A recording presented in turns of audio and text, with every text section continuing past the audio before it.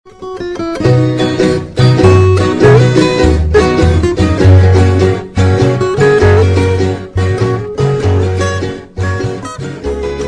kakak, saya mulai saja buka secara formal. Lalu kita mulai diskusi Menarik. santai-santai saja. Santai saja ya. Iya, saya juga tidak mau terlalu tegang, nanti saya gugup. Betul, betul. Baik, Kita sekali lagi mulai saya sebentar mengucap ya. iya, selamat malam untuk semua yang sudah bergabung bersama um, kita punya live di malam hari ini. Pertama-tama kami mengucapkan selamat datang bagi yang baru pertama kali mengikuti diskusi yang kami buat dan yang juga selalu setia para member dan juga mungkin potential member. Kami sangat terbuka dan terlebih utama kami mengucapkan terima kasih buat Kakak Sinta di tengah Sama-sama Kak kesibukannya Maria. boleh memberikan diri untuk menjadi pembicara dalam berdiskusi bersama novel yang luar biasa ini. Tanpa buang-buang waktu lagi, saya langsung berikan kepada pembicara kita. Silahkan Kak. Iya. Oke, terima kasih Kak Maria, kawan-kawan Pawawife yang udah undang saya untuk berbagi sebenarnya apa sih yang nilai penting dalam novel karya Ayu Utami ini. Nah, sebelumnya saya ingin memperkenalkan diri terlebih dahulu. Pertama, saya bukan sastrawan, jadi pekerjaan saya adalah sebagai seorang jurnalis. Saya bekerja di Tempo sebagai koresponden dan juga saat ini saya Ketua AJI Jogja, Aliansi Jurnalis Independen Jogja. Saya bersama Kak April di AJI Jogja, ada Bu Koordinator Divisi Gender AJI Jogja, Kak April. Halo Kak April. Halo semua kawan-kawan. Ya, novel Saman ini menurut saya sangat menarik. Nah, apa yang membuat menarik buat saya? Jadi novel ini sangat mengganggu saya sebagai pembaca gitu ya. Saya sudah berikan beberapa catatan gitu dalam apa yang bahan yang sudah saya kirim ke kakak Maria ya. Iya. Iya. Nah, ketika membaca beberapa karya sastra atau novel gitu ya, dalam bentuk novel gitu, saya biasanya mengamati tokoh-tokoh dalam novel itu, kemudian nilai penting apa yang ada dalam novel itu, kemudian karakter dari tokoh-tokoh itu. Nah, novel Saman ini kalau kita lihat setting atau latar ceritanya kan saat reformasi 98 ya. Jadi um, waktu itu memang situasinya tidak menyenangkan ya. Jadi pers dibredel, ada Tempo, editor, kemudian Detik, ya tabloid editor, kemudian Detik. Nah itu dibredel, juga situasinya untuk teman-teman jurnalis tentu saja tidak bisa sebebas sekarang gitu ya melakukan atau mencari informasi di zaman atau kekuasaan Orde Baru. Nah, itu yang menarik dari novel ini. Jadi tentu saja penulisnya hidup dalam situasi yang tadi ya mencekam gitu ya, dan sulit untuk mengakses informasi atau karena kekuasaan Orde Baru gitu ya. Nah, ini yang kemudian menjadi menarik. Lalu kenapa kemudian novel ini mengganggu gitu ya? Nah, saya kira dengan sangat kompleks gitu. Dia bicara tentang cinta, kemudian percintaan ya, asmara, kemudian hal yang tabu, agama dan politik yang itu tentu saja diramu dengan sangat unik dan gitu ya. Nah, Ya. kisah percintaan atau asmara ini dilingkupi dengan hal-hal yang tabu gitu ya. Saya melihat apa yang dipaparkan oleh Ayu Utami itu sebagai sebuah kejujuran. Jadi menggambarkan bagaimana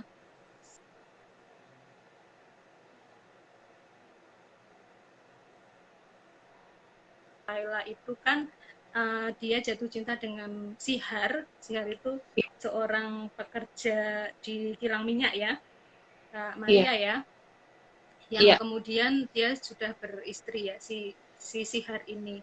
Nah, betul. Laila ini kan kemudian jatuh cinta kepada seseorang yang sudah,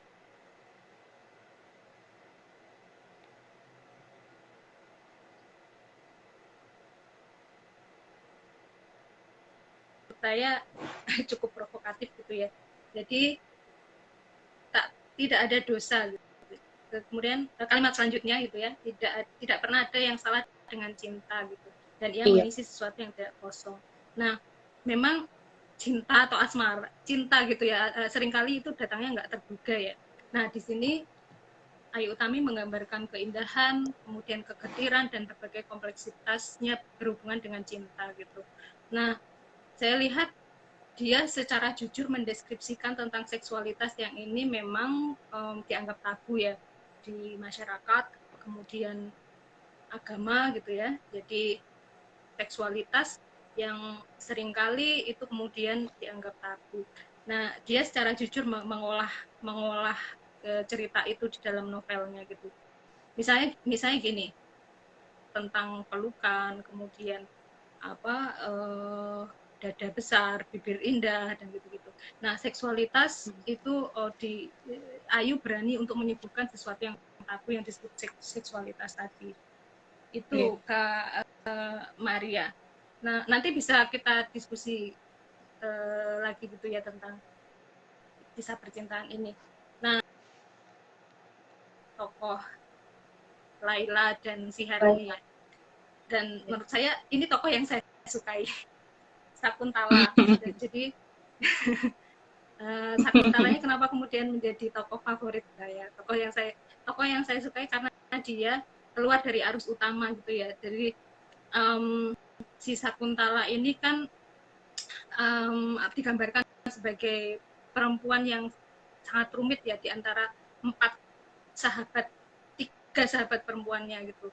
Nah, kenapa unik? Karena dia punya jiwa pemberontak ya. Jadi saya kira di novelnya Ayu Utami dia juga um, membongkar sesuatu yang tabu. Jadi Sakutala itu kan dikabarkan sebagai seorang perempuan yang sama keluarganya itu disebut sundal ya, Iya.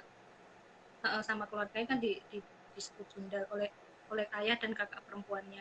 Nah, kemudian dia juga menurut saya menggambarkan kebebasan hidupnya ya, bahwa dia hidup ya, bagi dia hidup itu sama halnya dengan menari dengan tubuhnya gitu ya, penuh gairah gitu.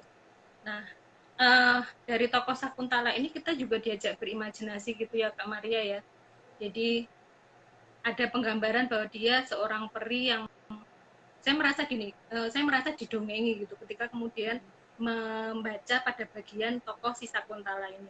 Jadi dia digambarkan sebagai seorang peri yang jatuh cinta sama raksasa, terus Buto tuh kalau di Jawa gitu kan penggambaran karakter yang buruk rupa gitu ya. Terus Buto Ijo, kalau di Jawa kita kenal Buto Ijo, Buto Cakil. Di dalam tokoh wayangan itu digambarkan sebagai seorang gambaran simbol raksasa gitu ya, simbol orang-orang yang atau karakter yang buruk rupa gitu. Nah, dari situ kemudian ada cerita di tokoh si Sakuntala ini bahwa dia menganggap perkawinan tuh ya sebagai sesuatu yang hipokrit. Jadi perempuan tuh akan memberikan tubuhnya pada lelaki yang pantas dan lelaki itu akan menghidupinya dengan hartanya. Jadi menurut saya ini juga tadi menabrak hal-hal yang selama ini ya dianggap atau sesuatu yang konvensional, perkawinan gitu ya, yang menurut dia ya itu hanya sesuatu yang hipokrit gitu. Nah, itu tokoh yang Sakuntala ya. Ini kan tokoh utama ya. Saya kira eh, porsi untuk Saman ini memang paling dominan gitu ya di dalam cerita ini, atau dinarasikan oleh si Ayu Utami dengan paling dominan. Lagi-lagi Ayu juga menceritakan kejujuran percintaan antara atau asmara antara si Saman dengan si Yasmin ya. Jadi Yasmin itu kan Iya. pengacara hak asasi manusia ya, Kak Maria ya. Benar. terus si siapa Saman ini kan dia adalah mantan pater ya Kak ya, Iya. yang kemudian dia menjadi aktivis gitu ya, aktivis pembela buruh ya, pembela Iya. buruh, pembela hak asasi manusia, pembela keadilan gitu ya. Saya kira sangat menarik. Tidak hanya kemudian sisi bagaimana aktivisme dari si Saman ini, tapi juga kisah asmara dia yang saya kira itu sangat, itu biasa humanis, cerita-cerita humanis seseorang yang jatuh cinta. Nah, jadi tidak hanya dibumbui hal-hal yang tadi sesuatu yang bersifat politis atau aktivisme gitu ya, tapi ada kisah percintaan. Nah, saya kira juga di situ Ayu juga menggambarkan bagaimana kemudian nilai-nilai yang konvensional itu ditabrak lagi gitu. Jadi ada penggambaran adegan seksual, narasi-narasi adegan seksual gitu ya, seperti misalnya masturbasi, bersetubuh, orgasme dan begitu. Nah, saya kira ini sebuah keberanian ya untuk menggambarkan hal-hal yang tabu tadi. Yang pertama itu. Nanti saya bisa dipotong ya Kak Maria kalau misalnya mau memotong. Iya, iya Kakak. Supaya saya nggak ngomong sendiri ya Kak. Ya. Tidak apa-apa. Silakan Kakak lanjutkan dulu, nanti baru ada beberapa catatan dari yang sudah Kakak kasih referensi, saya nanti memberikan umpan balik. Oke, siap. Ya, itu di bagian pertama soal percintaan yang saya kira ini sesuatu yang memantik orang, hal yang tabu, cinta, seksualitas yang itu kemudian memantik orang untuk membaca terus-menerus novel ini. Bagi saya ya. Saya kemudian menjadi ya terus ingin membaca novel ini sampai selesai gitu. Nah, lalu soal agama dan politik gitu. Nah, si Saman ini kan seorang Katolik yang kemudian bayangan saya atau apa yang saya pikirkan gitu, dia menerapkan nilai-nilai agama Katolik itu sebagai jalan pembebasan. Saya kira dia tidak sebagai seorang Katolik yang taat kemudian hanya di gereja atau melakukan pelayanan di gereja, tapi kemudian dia mencemplungkan diri sebagai seorang aktivis ya. Dia kan kemudian datang ke Prabu Muli ya Kak ya, di Sumatera Selatan ya. Jadi dia, saya kira pengalaman Saman yang paling menarik menurut saya ya, yang cukup menghentak itu ya, bagaimana dia bertemu dengan seorang gadis gila yang kemudian diperkosa ya di Prabu Muli itu ya, namanya si Upi ya. Nah, jadi dari sini saya melihat si Saman ini kemudian menyelami kesengsaraan, kemudian dia bisa merasakan kepedihan bagaimana si gadis ini yang kemudian diperkosa ya, si gadis yang gila ini kemudian diperkosa. Nah dan dijauhi oleh orang-orang sekitarnya ya, si Upi ini ya. Nah, cerita itu menarik juga. Lalu kemudian Saman ini kan lalu dicari oleh aparat ya, menjadi buronan karena dia membela para buruh di perkebunan yang ditindas ya oleh perusahaan dalam konflik lahan ya, warga Sekumbang ya Kak ya. Nah, saya kira di sini kita melihat teologi pembebasan tadi itu. Kalau saya lihat pentingnya teologi pembebasan, jadi bagaimana kemudian dia benar-benar merasakan penderitaan manusia yang kemudian dia menolong sesama gitu, menolong para buruh yang ditindas oleh perusahaan. Nah, kita bisa melihat bagaimana si Saman ini teguh membela keadilan, membela warga yang kemudian mengalami penindasan, ada konflik lahan gitu. Kemudian dia konsisten membela keadilan hukum, bahkan kemudian dia dikejar-kejar, lalu dikejar-kejar aparat ya sama Orde Baru itu, kemudian dia lari ke New York, dan di sana dia menjadi aktivis ya di Human Rights Human Rights Watch di New York dengan Amnesty International. kan sebelumnya dia juga disiksa ya pada saat dia membela warga yang Iya, ditindas pengacara yang cukup punya pengaruh karena dia bisa menolong si Saman hingga iya. dia selamat sampai New York gitu. Nah, apa sih nilai-nilai penting dalam novel ini? Seperti tadi yang saya ceritakan di awal. Jadi Ayu itu menulis Saman dalam suasana yang mencekam gitu ya, sama rezim Orde Baru berkuasa gitu. Selama rezim berkuasa itu kan ada kerusuhan, tragedi Mei 98, kemudian perkosaan massal gitu ya. Nah, jadi orang mengkritik kekuasaan Orde Baru, ditangkap, media massa dibredel. Dan Ayu Utami kan kehilangan pekerjaan ya waktu dia memperjuangkan kebebasan pers ya.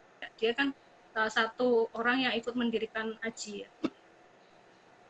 Dan dia dipecat ya dari kantornya ya, majalah Forum. Nah, jadi karena keterlibatannya mendirikan AJI. Nah, jadi dia hidup di masa ketika kemudian pers dibungkam, sastra kemudian bicara. Nah, Ayu kemudian menggunakan sastra ini untuk menyampaikan pemikiran-pemikiran, dan itu dia bungkus dengan sangat menarik. Tidak hanya tadi soal aktivisme atau perlawanan terhadap rezim Orde Baru, tapi juga ada kisah asmara dan hal yang tabu tadi. Nah, dari situasi yang gelap itu, saya sebagai pembaca gitu ya, saya belajar dari novel ini bahwa kebebasan dan kemerdekaan itu tidak datang begitu saja. Jadi Saman memperjuangkannya dengan penuh penderitaan dan kesengsaraan. Nah, jadi kemerdekaan, kebebasan pers misalnya itu tidak datang dengan sendirinya, tapi diperjuangkan dan itu dijalankan oleh para aktivis yang kemudian teguh atau konsisten melawan kekuasaan Orde Baru yang kemudian membelenggu kebebasan pers. Gitu. Salah satunya gitu. Nah, juga tadi bagaimana dia konsisten untuk membela orang-orang yang lemah atau orang yang tertindas dari perusahaan yang kemudian menindas buruhnya gitu. Nah, saya kira itu Kak yang bisa apa saya share atau saya bagi ke kawan-kawan dari hasil saya membaca novel ini gitu ya, resensi singkat lah ya gitu Kak. Iya, Kita bisa diskusi ya saja. iya. Iya, terima kasih Kak Sinta untuk resensi yang singkat dan menarik sebenarnya. Uh, ya, saya juga sepakat dalam beberapa hal melihat yang 2 poin utama yang telah Kakak bahas, cinta dan tabu, serta agama dan politik, khususnya dalam pendeskripsian dalam teks-teksnya mengenai seksualitas yang tadi adalah hal yang tabu yang ketika saya membaca buku ini memang saya merasa seperti ini adalah pendidikan seksual yang tidak pernah dalam keluarga kami duduk dan bicara. Apakah itu agenda yang mau disampaikan oleh Kayu Utami ataukah dalam pengamatan Kakak? Karena saya ini adalah novel pertama saya, jadi saya tidak bisa melakukan perbandingan dengan lain. Karena ini adalah novel kedua yang saya baca. Yang pertama adalah Orang-orang Oitimo, di mana seksualitas dibahas begitu vulgar dalam teks. Jadi apakah ada agenda selain propaganda yang mau dibangun dalam narasi-narasi seksualitas yang memang sangat banyak yang seperti tokoh yang Kakak sukai seperti Sakuntala, di mana posisi perempuan selalu yang di bawah, perempuan yang dinilai rendah, seperti ada beberapa penggalan-penggalan dalam penyampaian. Itu mungkin yang bagian pertama yang mungkin bisa kita bahas. Tapi di sini ada pertanyaan juga dari Kakak April mengenai Saman yang adalah seorang aktivis HAM membela rakyat tertindas. Tapi di posisi yang lain ketika dalam kisah percintaannya justru dia adalah pelaku pelanggaran HAM yang menjalin hubungan spesial dengan Yasmin. Nah, kira-kira HAM terhadap Lukas ini adalah suami Yasmin. Kalau menurut Kakak Sinta bagaimana? Ya, oke. Ya, yang pertama tadi ya soal pendidikan seksual ya. Saya kira gini, ketika pembaca membaca sebuah novel atau karya sastra itu kan pembaca punya kebebasan untuk menafsirkan ya. Nah, Ya. kalau saya melihat apa yang disampaikan oleh Ayu Utami itu sebagai sebuah kejujuran dalam seksualitas. Eh, eh, di dalam masyarakat kita mungkin itu agak tabu atau orang malu gitu membicarakannya. Tapi justru ketika itu diperbincangkan dengan jujur, maka orang bisa belajar gitu. Bisa belajar sesuatu yang itu sebetulnya sesuatu yang humanis gitu. Sesuatu yang dekat dengan kehidupan keseharian manusia ya. Percintaan, asmara, hubungan seksual itu kan sesuatu yang ya bersifat manusiawi gitu. Nah, sayangnya memang di masyarakat kita, sebagian masyarakat kita menganggap itu sesuatu yang um, tidak layak untuk dibicarakan gitu. Atas nama misalnya terlalu vulgar, kemudian menabrak nilai-nilai yang konvensional gitu. Nah, bisa saja misalnya Kak Maria menganggap itu sebagai sebuah pendidikan seksual gitu ya. Nah, ini kan tergantung penafsiran dari setiap orang yang membaca itu ya. Jadi karya menafsirkan sesuatu. Jadi ada kebebasan untuk menafsirkan sesuatu apa yang dia dapat ketika dia membaca karya itu.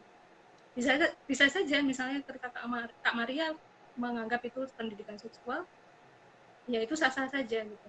Bisa jadi misalnya orang lain punya pemahaman atau punya penafsiran yang berbeda misalnya, menganggap bahwa itu sesuatu yang kotor, ya sah-sah saja bahwa pembaca itu kan punya kebebasan untuk menafsirkan sesuatu. Itu Kak. Oke. Kalau yang tadi bagaimana dengan Oke. pelaku pelanggaran HAM? Membela tapi juga pelaku. Ya, oke. Ya, ini pertanyaan yang susah ya. Tapi gini, konsep HAM itu ya konsep HAM sama yang saya pahami gitu ya. Konsep HAM itu kan ada pelanggaran yang dilakukan oleh negara gitu. Nah, ini kan berbeda ya. Jadi bagaimana kemudian Saman membela rakyat tertindas dengan Saman kemudian memacari si Yasmin yang notabene sudah bersuami. Ini sebuah hal yang menurut saya berbeda gitu. Nah, konteks pelanggaran HAM itu kan ketika negara melakukan kejahatan terhadap warganya atau misalnya dia berkong kali kong dengan pengusaha misalnya atau dengan orang-orang yang kemudian berkuasa kemudian melakukan kekejaman atau pelanggaran hak asasi manusia, misalnya penindasan buruh atau hal-hal yang lain, atau tadi bagaimana kemudian memberangus kebebasan pers, kemudian membunuh warganya di saat ada kerusuhan Mei 98 gitu. Jadi konteks pelanggaran HAM dengan apa yang dilakukan Saman ketika dia berpacaran dengan Yasmin itu dua hal yang berbeda menurut saya. Oke. Ya, pertanyaan yang sebenarnya juga lumayan berat juga ya. Oke, mungkin untuk teman-teman yang join dengan live kami yang mau memberikan pertanyaan atau memberikan masukan apabila kakak kami berdua ada salah membaca atau punya pemikiran yang berbeda, silahkan saja komen, nanti kami akan menyampaikan. Jangan malu-malu, mari kita sama-sama memberi masukan. Kakak April, bagaimana tanggapan kakak Cinta? Iya, menarik sekali memang kakak novel. Mungkin suka sosok Syakuntala, mungkin Saman. Dia adalah menjadi, ya bisa dibilang role model sebagai seorang teolog, tetapi juga ya menarik, di mana ketika dia memberi diri untuk melayani Tuhan, tapi pada satu titik dia meragukan kehadiran Tuhan. Itu juga sisi yang menarik dan bahkan dalam penjelasan-penjelasan Ayu Utami pun menggugat, seperti misalkan menggugat ketika Laila dan beberapa temannya ketika mereka merumuskan musuh bersama ketika mereka berbicara tentang lelaki adalah musuh, mencari musuh. Ada yang Yasmin mengusulkan guru, sedangkan Syakuntala mengusulkan ayahnya sendiri. Laila lelaki, si Cok masih belum bisa menemukan siapa musuh bersama, dan di situ ada ketika mereka berargumen tentang orang tua tidak bisa dimusuhi karena itu adalah aturan. Di situ seperti yang tadi kakak sampaikan, mana Syakuntala adalah orang yang mainstream ya, yang sangat radikal dan punya jiwa memberontak. Di situ saya lihat Ayu Utami betul-betul mempertanyakan Tuhan, dan selain sisi seksualitas, saya pikir gugatan-gugatan tentang Tuhan dalam novel ini juga ya bagi mereka yang sangat konservatif akan sedikit terganggu, tetapi bagi yang membuka diri, ya sangat, menurut saya sebagai seorang teolog yang belajar teologi, memberikan masukan yang luar biasa sebenarnya. Iya Kakak Maria. Selama ini kan kita mengenal Ayu Utami itu kan dengan ini ya, spiritualisme kritis ya, dengan gagasan itu ya. Yang saya kira itu juga menarik gitu, karena saya pikir teologi itu kan tidak berada di ruang yang hampa ya. Maksudnya dia ada sesuatu keterbukaan gitu.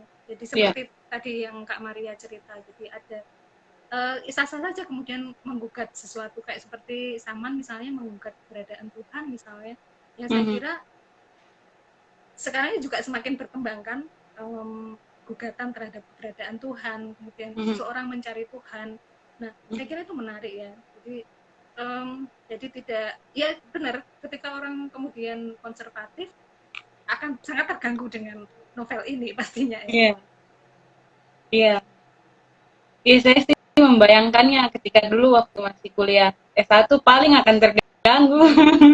Tapi sekarang jadi ingin lebih tahu karya-karya perempuan hebat ini. Terus ada satu sisi lagi yang saya lihat, memang tema-tema kekerasan, penindasan itu sangat menjiwai novel ini ya, dan tapi yang saya lihat lebih spesifik lagi, karena tadi yang kakak sudah paparkan tentang cinta, hal yang tabu, agama dan politik. Figur yang saya lihat betul-betul mengalami penindasan ini adalah perempuan. Kalau kita bicara tentang cinta dan hal yang tabu, narasi-narasi yang selalu dibangun, bahkan narasi-narasi dari hal-hal seksualitas dan semua itu selalu memarginalkan perempuan. Bahkan dalam politik pun perempuan selalu menjadi korban dari teror-teror yang saya perhatikan. Saya coba memahami, dan saya coba ingin, ya tidak hanya bilang karena saya perempuan jadi saya perempuan, tapi dalam narasi-narasi teks yang novel ini, ketika para penguasa atau ya orang-orang yang dipakai untuk meneror warga, itu yang saya ingat waktu itu bagian yang Upi diperkosa, lalu istri dari Ansona pun diperkosa. Jadi baik dalam percintaan maupun dalam hal politik, perempuan selalu menjadi orang yang mengalami teror. Orang secara langsung mereka mengalami teror dalam pembangunan narasi tentang siapa mereka pun, mereka selalu menjadi yang subordinat. Kalau kakak sendiri melihatnya seperti bagaimana? Iya, saya juga melihat seperti itu. Ayu mengeksplorasi bagaimana kemudian penindasan terhadap perempuan ya. Jadi sisi feminisme, gerakan feminis itu kan bagaimana kemudian melawan penindasan, kemudian melawan patriarki ya. Di sini di novel ini digambarkan betapa kemudian jahatnya patriarki itu, dan juga jahatnya dominasi laki-laki pada saat di Prabu Muli itu ya, bagaimana kemudian si Upi itu diperkosa gitu ya. Dia adalah, menurut saya dia sangat tepat untuk menggambarkan kesengsaraan perempuan, karena satu, dia perempuan yang kemudian dianggap gila ya, yang diperkosa, dan dijauhi oleh orang-orang di sekitarnya. Dan ini gambaran yang sangat menarik bagaimana perempuan itu mengalami penindasan bertubi-tubi ya, mengalami serangan seksual bertubi-tubi gitu. Tidak hanya di situ, tapi juga bagaimana penggambaran tubuh perempuan itu selama ini, misalnya di dalam perkawinan ya, di Ayu ya, yang saya pahami Ayu kemudian me, me, memunculkan bahwa perkawinan selama ini, tidak semua perkawinan buruk ya maksudnya, kalau yang saya pahami dalam novel ini, bahwa di dalam perkawinan itu perempuan hanya menyerahkan tubuhnya saja udah selesai gitu. Nah ini juga menggambarkan gugatan Ayu Utami terhadap lembaga perkawinan gitu ya, bagaimana kemudian lembaga perkawinan dianggap menindas ketika di sana misalnya tidak ada komitmen antar pasangan, kemudian hanya ya seperti seperti sebuah lembaga yang hanya saja mengabsahkan sesuatu, tapi tidak ada misalnya kesetaraan gitu ya, kesetaraan antara perempuan dan laki-laki. Nah, yang saya baca seperti itu Kak. Jadi sisi feminisme muncul dalam novel ini. Bagaimana gugatan terhadap penindasan terhadap perempuan itu muncul, ada di dalam novel ini. Iya, saya ini ada pertama ada balasan balik dengan pertanyaan dari Kak April. Jadi kalau jadi aktivis bisa pacaran dengan suami atau istri orang gitu, just ask. Mungkin ini kritikan ya untuk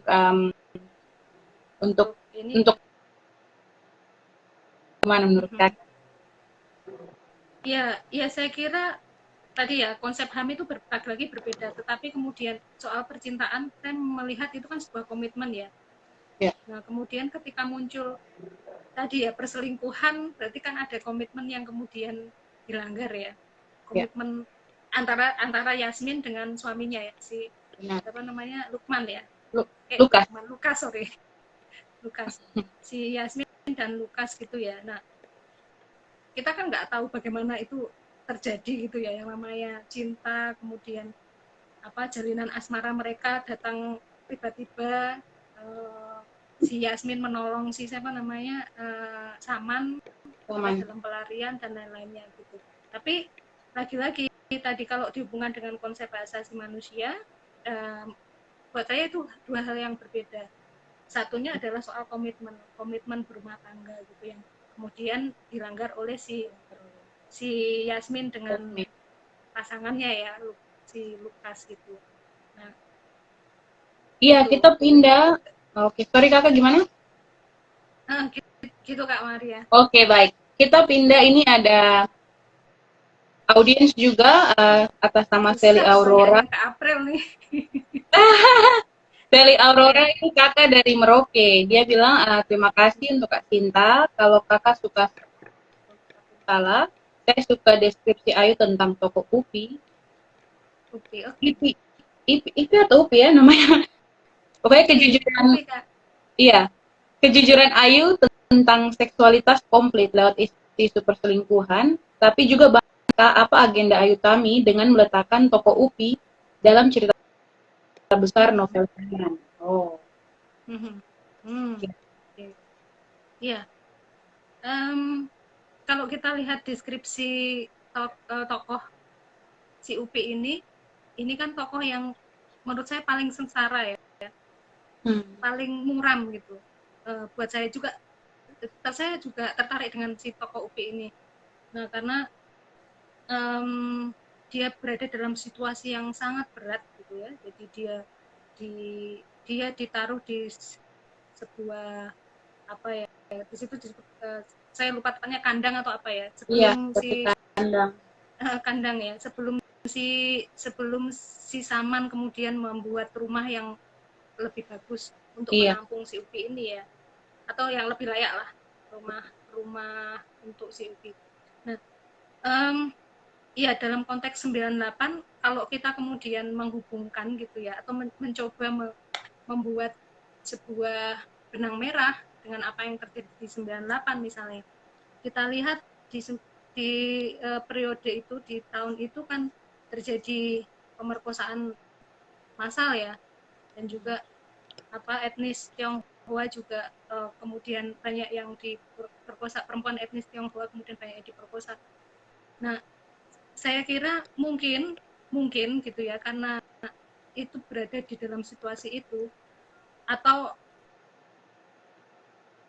situasi yang mencekam, mungkin itu bisa jadi kemudian berhubungan dengan itu. Tapi kalau kita melihat kan novel ini kan diluncurkan Ayu Utami itu kan sebelum kerusuhan ya, sebelum kerusuhan 21 Mei ya kan, diluncurkan 12 Mei 98 ya. Lalu 10 hari kemudian kan Soeharto lengser ya, 21 Mei. Lalu terjadi penembakan mahasiswa Trisakti ya kan. Terus ada tragedi Mei 98 gitu. Nah, saya tidak tahu apakah kemudian kita bisa pas atau tepat menggambarkan bahwa itu gambaran atau potret kerusuhan atau perempuan-perempuan yang kemudian diperkosa pada saat kerusuhan 98 ya, tragedi Mei 98, atau penggambaran kondisi perempuan gitu ya, kondisi perempuan yang mengalami berbagai serangan kekerasan seksual di tahun itu gitu, di Orde Baru yang saya kira itu sangat mencekam gitu. Itu Kak Maria. Iya. Memang menarik banget si UPI ini. Karena dari situ kan si Saman menjadi menjadi mempraktekkan teologi pembebasannya tadi itu, Kak. Iya. Karena dia melihat penderitaannya si UPI, kemudian dia tergerak untuk menolong si UPI ini, lalu kemudian dia menjadi aktivis kan. Ya kalau tidak salah sih kayak seakan-akan dia di situ dikatakan bahwa dia jatuh cinta terhadap perempuan itu dan berpikir bagaimana dengan kondisi keluarga seperti ini dia akan dilindungi seperti apa sampai akhirnya dia pun tinggal bersama, minta izin dari pihak gereja untuk bisa bersama-sama dengan. Betul. Ya, menarik sekali. Catatan ya, kalau teman-teman yang berpartisipasi masih ingin menyampaikan pendapat, dipersilahkan. Kita masih ada sekitar 15 menit lah untuk live dan bisa melakukan aktivitas. Saya lewati sih yang saya perhatikan. Ya. Menarik juga kakak, saya lihat mencatat tadi catatan kakak yang paling terakhir itu, dan saya itu sebenarnya jadi refleksi juga, artinya di situ dikatakan perjuangan lahir dari konteks penindasan dan kekerasan. Tapi ketika kakak tegaskan di bagian yang kebebasan mengenai apa yang kemerdekaan yang kita miliki sekarang itu melalui suatu perjuangan yang penuh dengan penindasan dan kesengsaraan, tapi yang jadi bahan refleksi saya bahwa perjuangan dia lahir dari konteks penindasan dan kekerasan, namun medan itu pun harus ditapaki dengan kesengsaraan dan penindasan. Jadi dilatar belakangi oleh penindasan dan kesengsaraan, tapi pun dijalani dengan kesengsaraan dan penindasan. Kira-kira kalau kakak sendiri melihat bagaimana tadi kakak itu catatan terakhir dari situasi gelap, pembaca bisa belajar bahwa kebebasan dan kemerdekaan tidak datang begitu saja.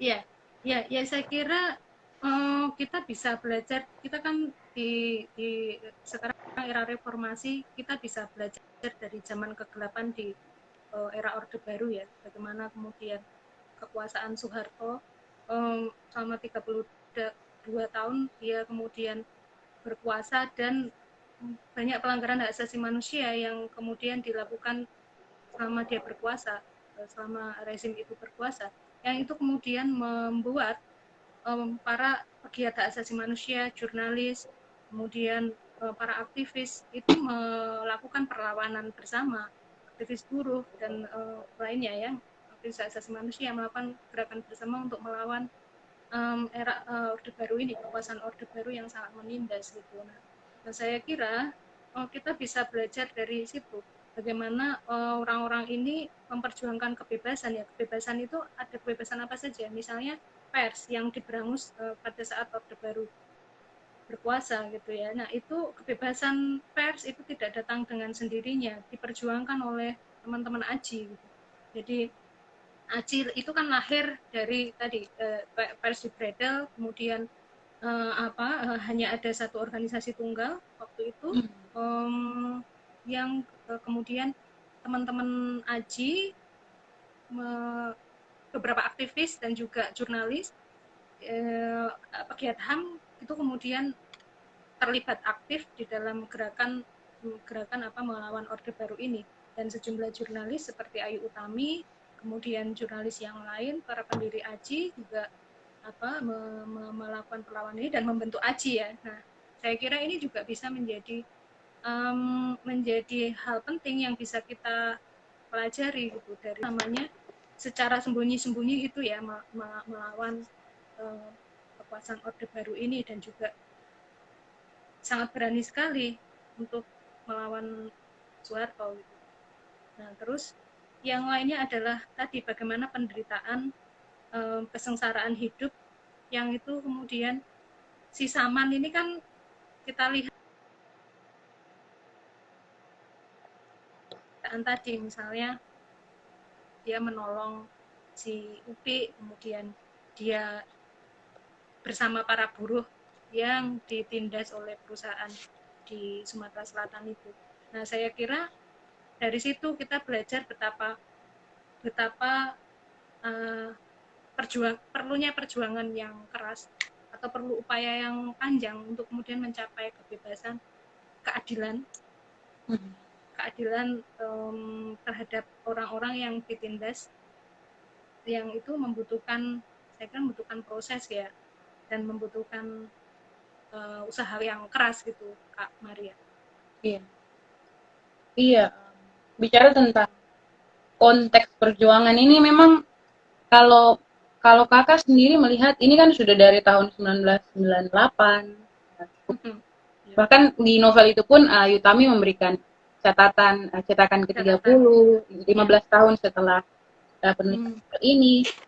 Bahkan sekarang ini sudah tahun 2020, relevansi daripada novel ini yang kakak lihat dari segi perjuangan, dari segi konteks-konteks penindasan, kekerasan dari negara terhadap kaum marginal, dalam konteks novel ini adalah buruh dan orang-orang yang turut membackup para kaum buruh ini juga pun mengalami tekanan-tekanan. Menurut kakak relevansi, apakah masih relevan novel ini atau seperti bagaimana untuk pembaca? Saya kira kalau kita melihat, ya Kak Maria, saya kira kalau kita melihat konteks hari ini, novel ini masih relevan ya, karena kemudian menggambarkan bagaimana tadi ya penindasan oleh kekuasaan itu bisa dilakukan oleh, penindasan itu bisa dilakukan oleh negara, bisa dilakukan oleh perusahaan atau individu atau komunitas misalnya, bisa saja melakukan berbagai bentuk kekerasan. Kalau kita lihat hari ini misal situasi di Amerika Serikat misalnya, bagaimana rasisme, dan rasisme itu juga terjadi di Indonesia. Kita tahu teman-teman Papua mengalami serangkaian kekerasan rasisme di Surabaya, kita tahu beberapa waktu yang lalu. Terus teman-teman yang memperjuangkan keadilan untuk teman-teman Papua juga di penjara, maksudnya seperti para tahanan politik, Surya Anta yang kini sudah bebas.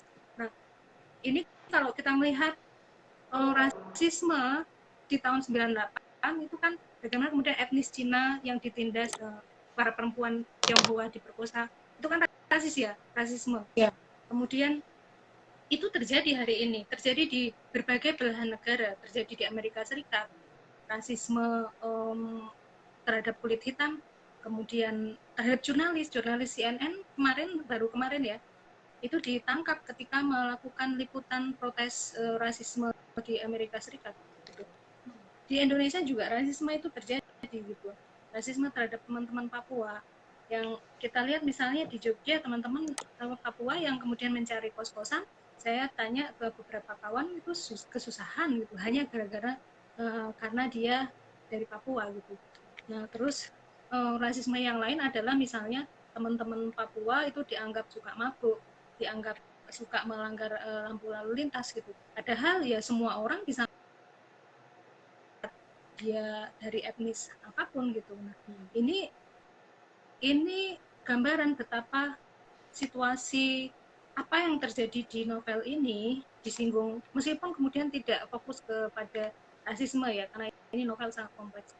Tapi kita bisa belajar dari situ betapa betapa kekerasan berbasis apa identitas itu terus terulang terjadi gitu, di berbagai tempat gitu. Iya, kakak ini ada satu penanya juga dari member klub kami, dia lewat WA karena dia yang sedang beroperasi untuk video kami di YouTube. Jadi saya bacakan saja.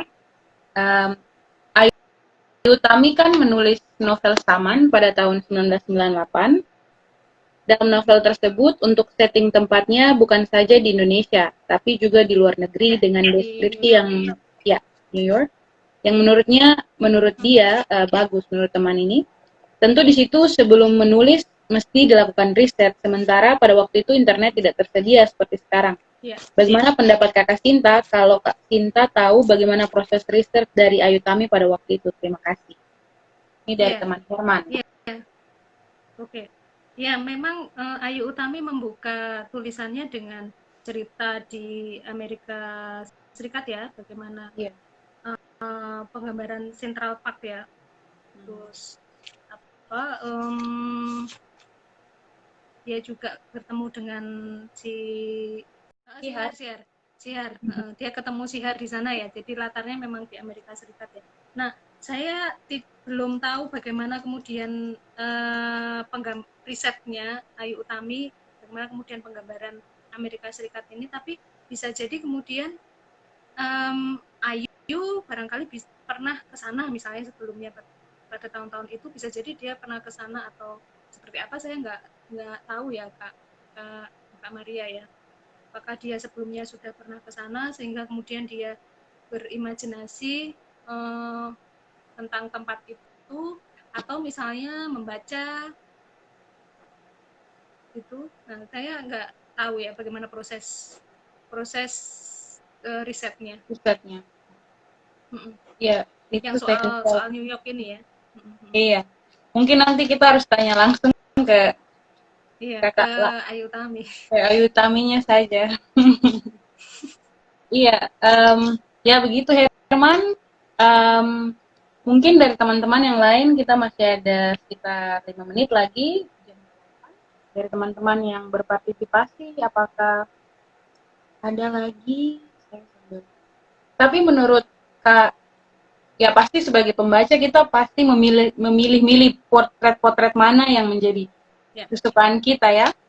Nah, itu juga tergantung dari, kalau saya latar belakang pendidikan, kalau kakak mungkin dari latar belakang pendidikan, pekerjaan juga bisa berpengaruh. Tapi kalau kakak sendiri melihat mana yang paling dominan yang hendak ditunjukkan oleh si penulis dalam rangkuman.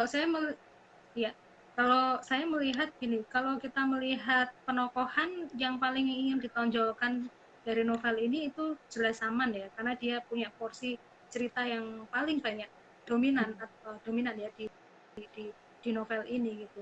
Bagaimana kemudian kehidupan pribadi si Saman gitu, yang awalnya namanya kan Wisanggeni ya. Saman itu ada yang bisa dibagi Kak Sinta tentang sejarah ini, sangat mirip dengan sejarah Jawa Merauke yang masuk ke keturunan keempat yang hidup di Merauke, Papua saat ini. Menurut Kakak Sinta gimana tentang sejarah bagaimana orang-orang Jawa dibawa untuk mengelola lahan perkebunan? Sangat mirip dengan sejarah Jawa. Sangat mirip dengan sejarah Jawa, ya. Jawa Merauke yang sudah masuk keturunan keempat yang hidup di Merauke. Itu pertanyaan dari Kak April. Oh, transmigrasi maksudnya ya? Iya, para transmigran yang dibawa untuk bekerja di daerah perkebunan. Halo Kak.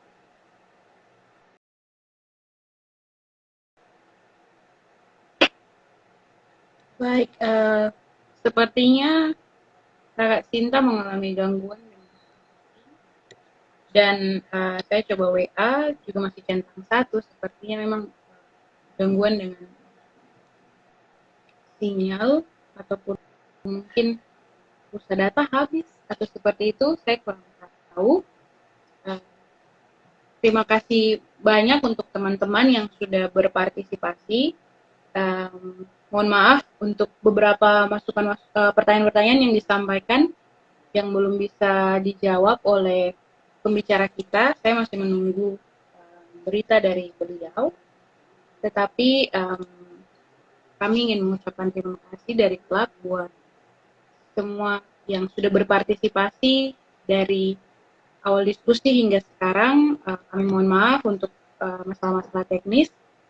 Tapi biasanya dalam akhir diskusi kami akan menyampaikan atau memberikan pengumuman untuk novel yang akan kami baca, atau buku yang akan kami baca untuk bulan depan, untuk bulan Juni. Kami dari klub telah sepakat untuk membahas buku yang berjudul Nemangkawi, yang ditulis, ini adalah kumpulan cerpen yang ditulis oleh Topilus B. Tebay, putra asli Papua sendiri. Baik, sambil menunggu sambungannya saya lanjut. Jadi ini adalah buku yang akan kami bahas atau kami kupas dengan judul Nemangkawi. Mungkin teman-teman yang sudah punya atau belum punya bisa mencari, dan kita akan berdiskusi bersama lagi secara online lewat informasi lebih lanjut nanti kami akan sampaikan. Halo kakak. Maafkan terputus ya. Iya, tidak apa-apa, saya sudah melakukan iklan di tengah jalan. Maafkan saya kakak. Tidak apa-apa. Semua. Iya, iya kak. Mungkin tadi pertanyaan penutup yang dari Kak April yang soal bagaimana orang-orang Jawa yang dibawa oleh orang Belanda untuk istilahnya kaum transmigran yang dibawa untuk ke daerah-daerah perkebunan. Ya, Pendapat saya kira kakak mirip gimana? ya. Iya, dalam konteks cerita atau kisah di novel ini memang penggambaran tentang transmigran dari Jawa ke Sumatera Selatan kan sangat kental ya. Kehidupan para transmigran di novel ini juga diulas dengan lumayan detail sih. Bisa jadi mirip dengan apa yang disampaikan Kak April tadi ya di Merauke ya tahun 1930 ya. Ya. Iya, jadi seperti ada pengulangan apa yang dilakukan Belanda terhadap orang-orang Jawa. Itu pun dilakukan dengan model-model transmigran ke daerah-daerah yang masih penduduknya masih belum sepadat praktek di kolonialisme Jawa. kan? Iya. Praktek kolonialisme kan? Iya. Maksudnya. Ya. Iya, Kak. Saya sih kira kita sudah mengcover buku ini dengan sangat, ya kalau saya secara pribadi sangat puas dengan apa yang sudah kita bahas. Mungkin teman-teman yang lain yang sudah join juga ada yang belum puas atau apa, silahkan menyampaikan pendapat, tapi kita punya waktu tinggal 5 menit saja. Kak, tadi karena koneksi saya langsung jam ke, biasanya kami tutup dengan menyampaikan informasi buku apa yang akan kami baca untuk bulan depan, dan kami sudah sepakat buku yang akan kami baca itu adalah kumpulan cerpen yang ditulis oleh Topilus B. Tebay dengan judul Nemangkawi. Ini adalah buku kumpulan cerpen yang ya separuh yang saya baru baca, juga baru satu bagian, dan itu menarik juga karena itu bicara tentang pastor. dengan bagian ini juga bicara tentang khusus untuk Papua. Jadi sangat menarik sekali bagi saya yang tinggal di sana, tinggal di Papua, untuk mempelajari lebih dalam konteks kami yang dibahasakan atau tapi kami biasanya juga mau tanya kira-kira kalau Kak Cinta ada punya rekomendasi novel yang bisa kami baca untuk bulan berikutnya lagi, kira-kira kakak punya rekomendasi apa untuk kami yang mungkin rekomendasi buku kali ini kami membahas penulis Indonesia, bulan depan penulis Papua. Kalau Kak Cinta sendiri untuk bulan depan kami mungkin pikir novel dari penulis internasional yang bisa kakak rekomendasi buat kami. Ya, ada beberapa novel dari peraih Nobel Sastra yang saya kira bisa didiskusikan gitu. Kalau soal buruh, kita bisa baca novelnya John Steinbeck. Kalau soal apa hal-hal yang sederhana kehidupan sehari-hari tapi itu sangat kuat, itu kita bisa baca novelnya Alice Munro. Jadi dua-duanya sama-sama peraih Nobel Sastra ya. Kalau Steinbeck itu lebih kepada karena ya Steinbeck adalah seorang komunis gitu ya, dan perjuangan buruh lah ya intinya yang kemudian muncul di dalam karya sastranya gitu. Ada East of Eden, terus ada kak. Ya, kalau Indonesia novelnya Kak April ya, udah dibahas pastinya ya. Iya, kami sudah bahas yang Tambo Bunga Pala. Iya, yang sebelumnya juga udah dibahas ya, yang Mawar Hitam. Mawar Hitam, kalau di klub kami belum bahas yang itu kakak, mungkin di luar klub. Kak, sebelum menutup, kami di latar belakang pendidikan kayak meragukan sastra, kadang-kadang dibayangkan bahwa sastra itu adalah karya yang fiksional, yang tidak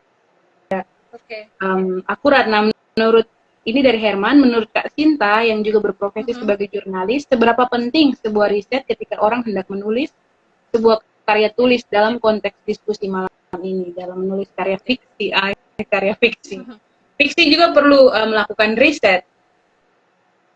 Nah itu Oke. Terima kasih Kakak Herman. Ya, saya kira riset itu penting di dalam kita akan seperti tersesat gitu ya, karena kita nggak punya pijakan. Juga saya kira reportase itu penting dalam sebuah penulisan karya jurnalistik gitu. Nah, riset saya kira ada banyak penulis sastra yang bagus dan dia kemudian melakukan riset dan juga melakukan reportase gitu ya, dan menggunakan metode jurnalistik untuk karya-karya sastranya. Kita bisa baca karya sastranya Gabriel Garcia Marquez, penulis sastrawan Kolombia, yang saya kira dia menggunakan pendekatan-pendekatan dalam ilmu jurnalistik ketika dia menulis karya-karya sastranya gitu. 100 tahun kesunyian misalnya, atau karya-karyanya yang lain, itu saya kira sangat kuat gitu, bagaimana reportasenya, risetnya gitu. Nah, sorry Kak, namanya siapa tadi? Dia penulis asal Kolombia, Amerika Latin. Dia sebelumnya jurnalis di sejumlah media di Amerika Latin, di Kolombia gitu. Nah, saya kira menarik banget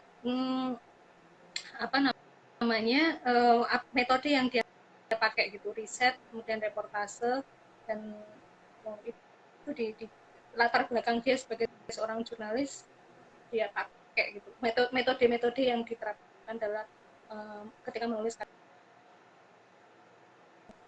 penulis sastra, bisa jadi kemudian itu diterapkan dan kemudian dia punya pendekatan yang lebih lengkap lagi gitu ketika dia menulis sastra gitu.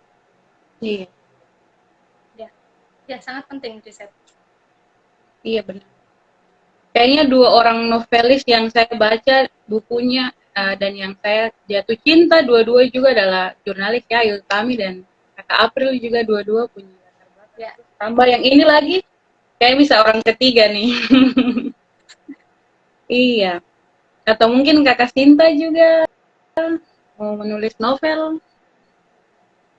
pengennya begitu, tapi saya belum percaya diri untuk menulis novel atau Oh, karya sastra gitu Kak. Sekarang mudah-mudahan percaya semakin dirinya baru semakin karya jurnalistik saja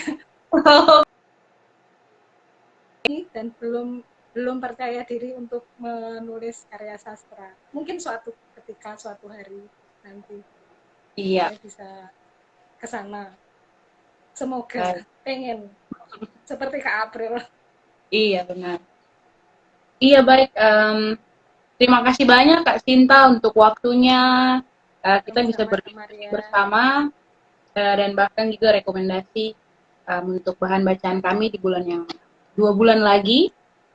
Dan terima kasih banyak juga untuk semua saudara-saudara yang berpartisipasi di malam hari ini. Um, Kiranya apa yang kami sudah diskusi bersama boleh menjadi masukan yang menarik dan menambah referensi bagi para pencinta sastra ataupun pemula-pemula pencinta sastra seperti saya. Mohon maaf untuk segala persoalan teknis. Kiranya kita bisa berjumpa kembali dalam percakapan atau diskusi novel yang akan datang, dan kami berterima kasih untuk semua teman-teman yang berpartisipasi dan juga membuka tangan bagi siapa saja yang hendak menjadi member dalam klub ini. Bagi mereka yang mau belajar mencintai sastra ataupun yang sudah jatuh cinta dengan sastra dapat bergabung, kontak ke akun IG maupun Facebook kami. Sekali lagi terima kasih untuk Kakak Sinta. Terima kasih Kak Maria dan teman-teman Kawawi Club. Iya. Keren. Selamat menikmati. Keren. Iya, selamat menikmati malam dan selamat beristirahat dan